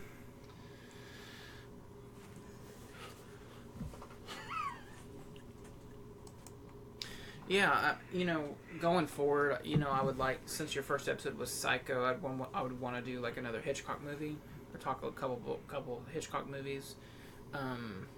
Lord of the Rings. You've never seen Lord of the Rings. I've never seen Lord of the Rings. That would be a really cool episode to do. And just give him like death stare over here. How the fuck? Yeah. Yeah, Gladiator's going to turn 20 years old next year. Wow. That'd be a good episode to do. I'm still also interested in picking a actor, and one of us completely dedicating a whole episode to another actor or director. So I'd never found that in my bucket of KFC. But that would be a pretty good episode, whether it be somebody like Leonardo DiCaprio or Denzel Washington or Tom Hanks. But yeah, there's a lot of more stuff heading your way. Again, you guys can find us on the internet at facebook.com/moviereels. That's REELZ 405. Or you can just Facebook search the Cine-Men Movie Podcast. The Instagram is just one word, Cine-Men Movie Podcast. Twitter is at Cine-Men 405. Ed, where can they find you out on the internet? I have an email that is silverscreen84 at should be at Yahoo. .com. Yahoo.com. And then you can email the podcast at Cine-Men, CINEECINEMEN921 at gmail.com. You can leave a text, voicemail, or call into the show at 405-590-5711. So other than that, man, I think we should also maybe one day dig into some Star Trek movies. Maybe the newer ones. Zach, do you have anything else? No, this is Zach signing out. Ed, what about you? This is Edward saying I'll see you later in the Cineverse. And then, guys, like I said, next week is going to be the start of horror season, and it's the start of our season 2, our year 2, and it all is chapter 2. It chapter 2 next week, right here on the Cine-Men Movie Podcast.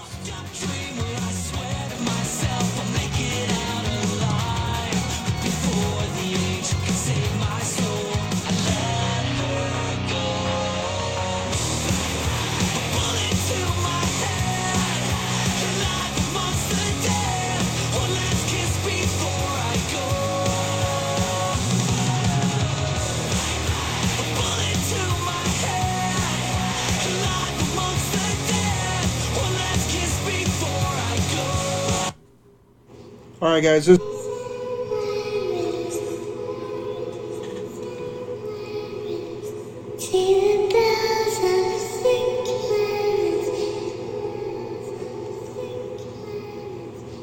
guys. This is Johnny from the Cine-Men Movie Podcast, and it's that time once again for horror season. And what a way to kick off the next season with It Chapter 2 as it hits theaters September the 6th. And that's how we're starting off the horror season with It Chapter 2, Monday, September the 9th, right here on the Cine-Men Movie Podcast.